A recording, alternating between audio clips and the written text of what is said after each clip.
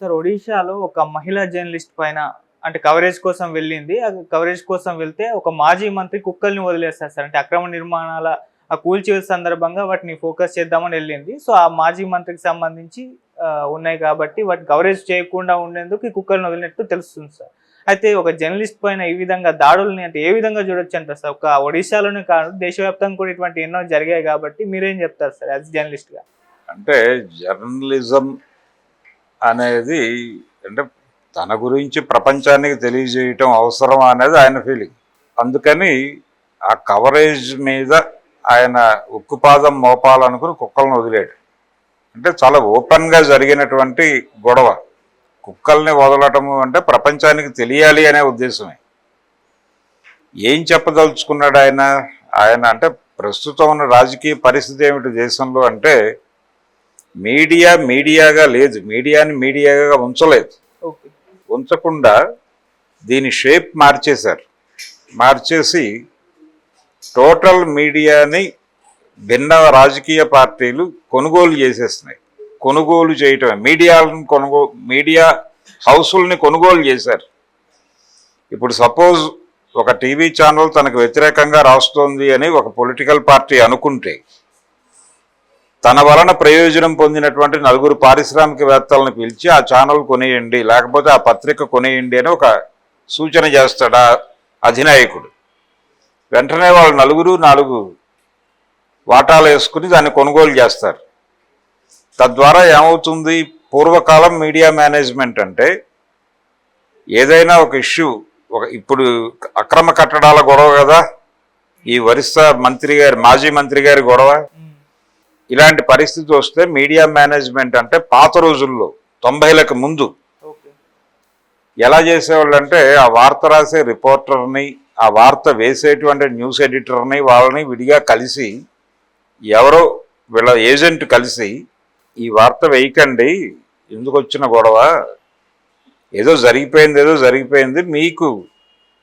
మీకు బలానా చోట 500 గజాల స్థలం ఉంది కదా, అక్కడ ఏదో కన్స్ట్రక్షన్ చేసుకుంటున్నారు, దానికి సంబంధించిన కలప, ఇతర వ్యవహారాలు, ప్లాస్టింగ్కి కావాల్సిన సిమెంటు, సరుకు సరంజామా అంతా మేము పంపిస్తాం అని ఒకళ్ళకి, ఇంకొకళ్ళకేమో మీరు ఫలానా ఏరియాలో ఒక ఇల్లు కట్టుకోవాలని చూస్తున్నారు కదా, అక్కడ ఏదో స్థలం ఇప్పిస్తాం మేము, ఇల్లు మీరు కట్టుకోండి అని ఒకళ్ళని ఇలా మేనేజ్ చేసేవాళ్ళు.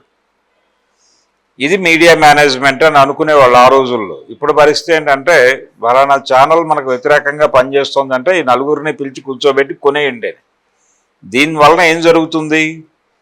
అప్పట్లో ఆ రిపోర్టరు, వీళ్ళ వల్ల లబ్ధి పొందినటువంటి ఆ రిపోర్టరు, ఆ న్యూస్ ఎడిటరు, ఆ బ్యూరో చీఫ్ వీళ్ళకి అనుకూలంగా బిహేవ్ చేసేవాడు. కానీ ఇప్పుడు ఈ కొనుగోలు చేయటం వల్ల ఎడిటర్ నుంచి ఆఫీస్ బాయ్ వరకు వీళ్ళ పాలేరులుగా మారుతారు. ఇది ఇప్పుడు పొలిటికల్ పార్టీలు అనుసరిస్తున్నటువంటి పద్ధతి.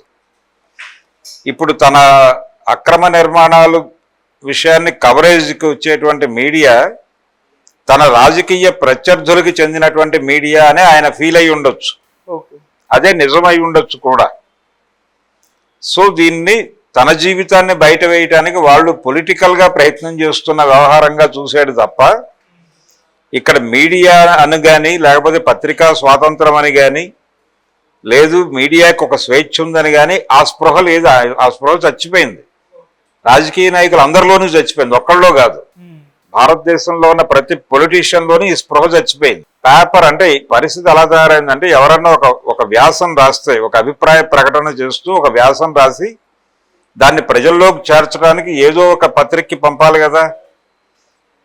పంపేటప్పుడు రచయితలు ఎలాంటి కండిషనల్గా మారిపోయారంటే ఈ అభిప్రాయాన్ని ఏ పత్రిక వేస్తుంది అని వీళ్లలో వీళ్ళే మదనపడి, ఇందులో మనం బలానా రాజకీయ సిద్ధాంతాన్ని విమర్శించాం, ఈ పత్రికకి పంపితే ఈ పత్రిక బలానా నాయకుడితో అంటకాగుతోంది కాబట్టి ఈ అభిప్రాయాలకి ఇక్కడ వేదిక లేదు, ఆ నాయకుడికి వ్యతిరేకులు ఎవరు, ఆ వ్యతిరేకులు నడుపుతున్న సంస్థ ఏది అని అక్కడికి ఈ వ్యాసం పంపిస్తే అక్కడ పబ్లిష్ అవుతుంది. పైగా వాళ్ళకి ఫోన్ చేసి చెప్తున్నారు, ఇందులో ఫలానా పాలసీ మీద క్రిటిసిజం ఉందండి, ఇది ఫలానా రాజకీయ నాయకుడి నిర్ణయాల మీద కూడా విమర్శగా సాగుతుంది, దీన్ని మీ పత్రికలో వేసుకోండి అని చెప్తారు. వాళ్ళు వేసుకుంటారు. ఈ కండిషన్లోకి మీడియా వెళ్ళిపోయింది. ఈ వెళ్ళిపోయిన సందర్భంలో పత్రికలని ఫోర్త్ ఎస్టేట్ గానో లేకపోతే దానికి ఒక స్వతంత్రత ఉన్నటువంటి వ్యవస్థగానో ఎవడు చూడట్ల. మీది ఏ పేపరు, ఏ ఛానలు, ఏ పార్టీకి మీరు ఎవరికి సపోర్ట్ చేస్తున్నారు అని అడిగేస్తున్నారు నేరుగా ప్రజలే. ఓకే.